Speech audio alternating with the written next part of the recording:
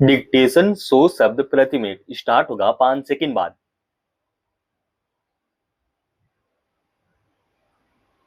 Start. America ने जब अपनी शुल्क नीति की घोषणा की तो उसका मकसद जितना अपने आर्थिक हित सुनिश्चित करना था, उससे ज्यादा इसे प्रभावित होने वाले देशों पर दबाव बनाने के तौर पर देखा गया। सवाल है कि क्या अमेरिका की ओर से पहले 25 और फिर 50% तक शुल्क लगाने की घोषणा का कारण यह था कि व्यापार वार्ता में भारत को अपनी शर्तों पर सहमत किया जाए।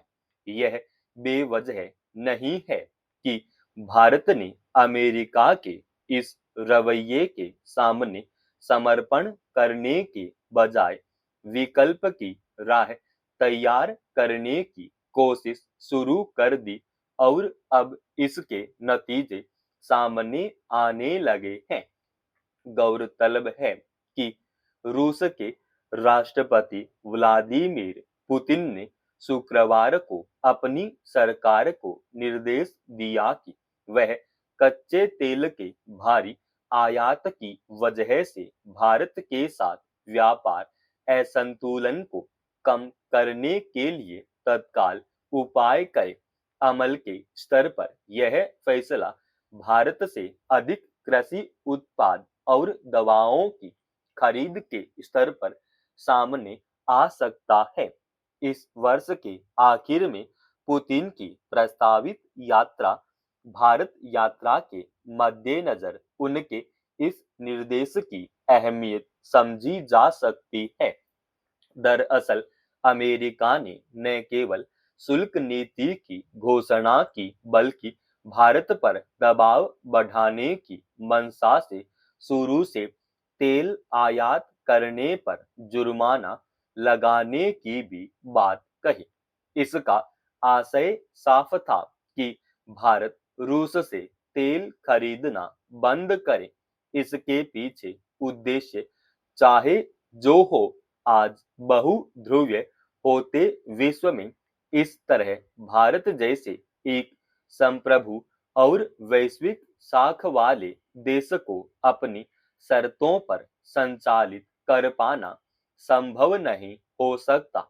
यह विचित्र है कि अमेरिका ने इस मसले पर असहयोग और साझेदारी को केंद्र में रखकर नए विकल्प निकालने, द्विपक्षीय हित और सम्मान आधारित आर्थिक संबंध पर विचार करने का रास्ता अख्तियार न करके दबाव की रणनीति का सहारा लिया।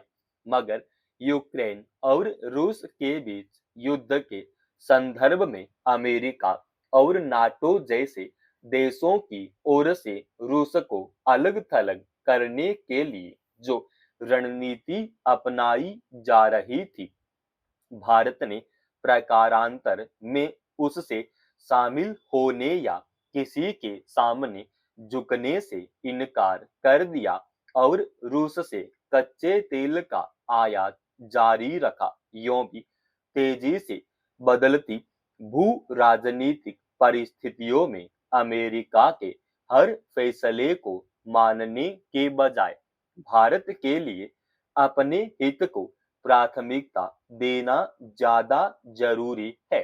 जाहिर है भारत की यह दृढ़ता रूस की नजर में महत्वपूर्ण होगी और इसीलिए उसने व्यापार संतुलन कायम करने की पृष्ठभूमि में द्विपक्षीय संबंधों को नए सिरे से आकार देने की ओर कदम बढ़ाया है।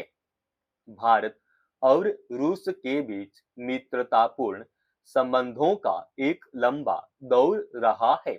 विकट स्थितियों में भी दोनों देशों के बीच कभी कोई समस्या या तनावपूर्ण स्थिति नहीं आई जिसमें किसी पक्ष के भीतर संबंधों को लेकर कोई दुविधा हुई हो, बल्कि कूटनीतिक से लेकर सांस्कृतिक या आर्थिक मोर्चे पर दोनों देशों ने एक दूसरे की प्राथमिकताओं, जरूरत पर आधारित नीतिगत फैसलों की संवेदनशीलता का हमेशा ध्यान रखा और अपनी सीमा के भीतर हर स्तर पर सहयोग किया। अमेरिका की ओर से दबाव बनाए जाने के बावजूद रूस से कच्चे तेल के आयात को लेकर भारत का नहीं डिगना उसी कड़ी का एक हिस्सा है। रूस ने भारत के इस फैसले की अहमियत को समझा है और व्यापार संतुलन के लिए पुतिन के निर्देश को इसका संकेत माना जा सकता है कि आने वाले दिनों में दोनों देशों के बीच आर्थिक और रणनीतिक सहयोग के नए अध्याय शुरू होंगे।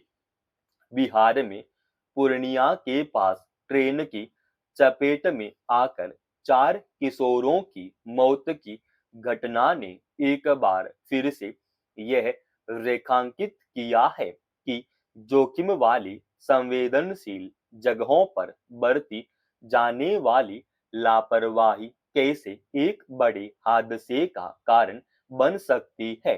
खबरों के मुताबिक पूर्णिया और कस्बा रेलवे स्टेशनों के बीच एक स्थान पर 5 किशोर जोगबनी दानापुर वंदे भारत एक्सप्रेस ट्रेन की चपेट में आ गए।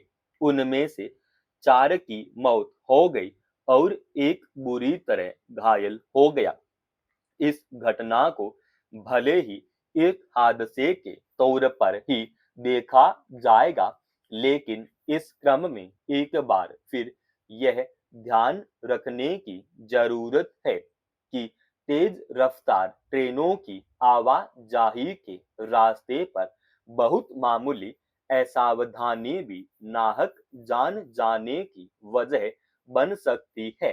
हालांकि इस घटना के संबंध में आई खबरों में रेलवे के एक अधिकारी के हवाले से बताया गया कि हादसे के वक्त 5 किशोर रेलवे की पटरी पर पार कर रहे थे। इसी क्रम में वे तेज रफ्तार से आ रही ट्रेन की चपेट में आ गए।